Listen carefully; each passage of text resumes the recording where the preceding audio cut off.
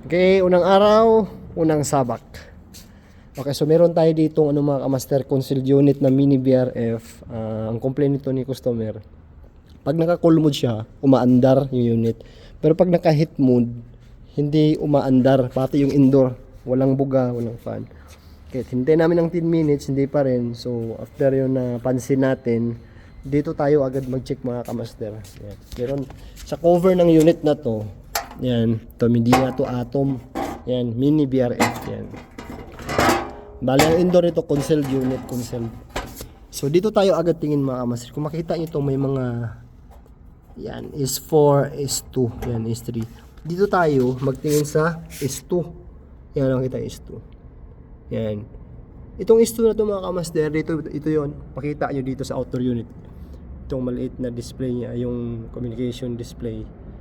Yan, ito is 2. Okay, so kanina kasi mga kamaster, itong number 3, nakaangat yan siya.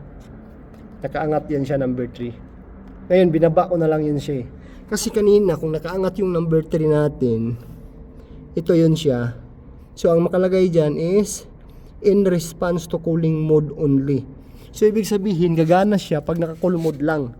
So pag naka-heat mode sa remote sa wire controller niya, hindi gagana 'to mga kamaster. Kaya kung mapansin natin dito, ang gagawin natin, i-disconnect natin yung power supply. Okay? Ayan. Tapos hintayin natin na mag-shutdown na wala nang power dun sa board niya. So, wala nang display dito.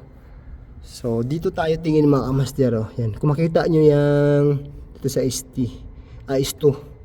Yan. First, enable priority mode. Okay, so ang ginawa natin mga kamaster, binaba natin to lahat. Yan, kanina nakaangat tong 3 eh. Ngayon binaba natin. So after natin nababa to, ikabit natin agad yung itong power supply ng unit.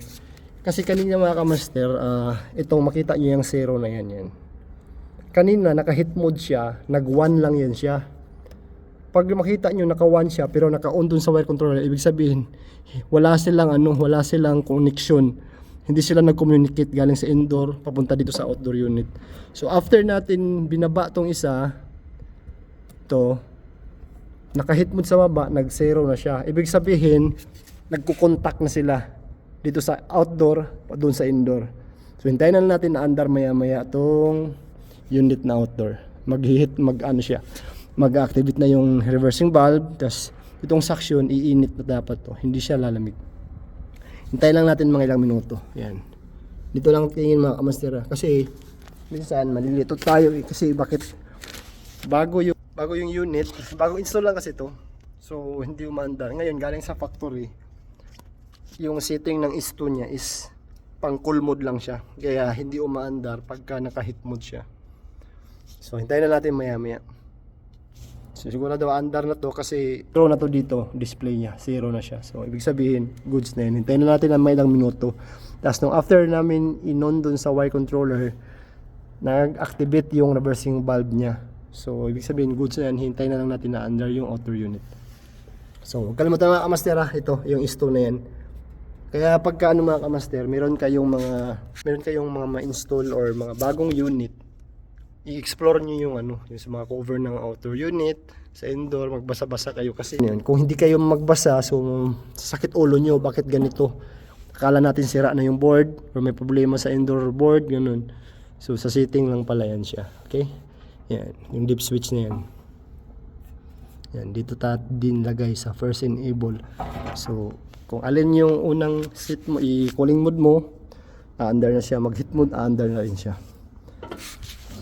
Kasi kung meron din nakalagay rito, kung itong 1, 2, iangat natin siya, itong 1 at saka 2, kung iangat natin yan, tapos itong 3 nasa baba lang siya, ang aandar niyan, heat mode lang siya.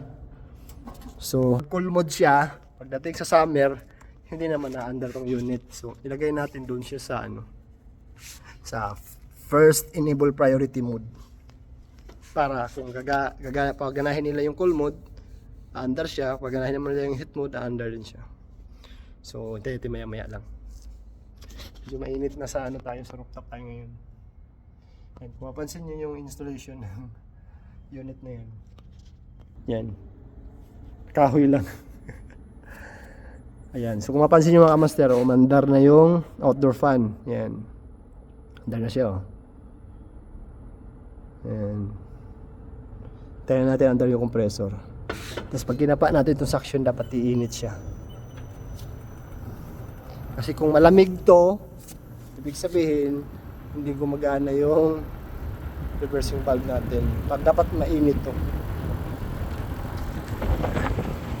Andar na yung compressor. Lagyan natin ng clamp meter.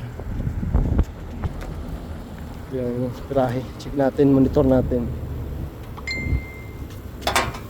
Tapos ang mangyayari ito mga kamaster, ang ibuga dito sa ito sa mga kamaster natin na hindi pa naka-encounter ng mga may reversing valve na unit. Itong outdoor unit niya, ang ibubuga nito malamig. Tapos yung sa loob naman, sa indoor, mainit. Ayan. Ayan, kita nyo. 10 ampere na siya. Yan, umiinit na siya, oh. Init na. Tapos dito yung buga niya, malamig. Malamig siya. Kasi nire-reverse niya yung cycle system ng unit. So ito yung naging, yung condenser ngayon, naging evaporator. Yung evaporator naman ngayon, naging condenser siya. Yung binubuga doon, mainit naman. Yan. So good sa ito mga kamaster. Yan. Yan, ang init na. Sobrang init na. Sobrang init na niya. Yan. So goods. Goods na mga kamaster. Yan. Huwag kalimutan mga kamaster, ha. Dito tayo tingin. Magbasa-basa tayo minsan pag may oras tayo. Yan. Okay. Dahil goods na to, baba na tayo kasi medyo mainit na. Unang araw na bilad tayo agad. Pero, kung masakit lang naman yung araw, pero yung temperature dito sa taas, hindi naman mainit na sa siguro mga nasa 20 degrees Celsius ngayon. Okay, so goods na to. Goods na. Bye-bye. Yun lang. Thank you for watching. Bye-bye.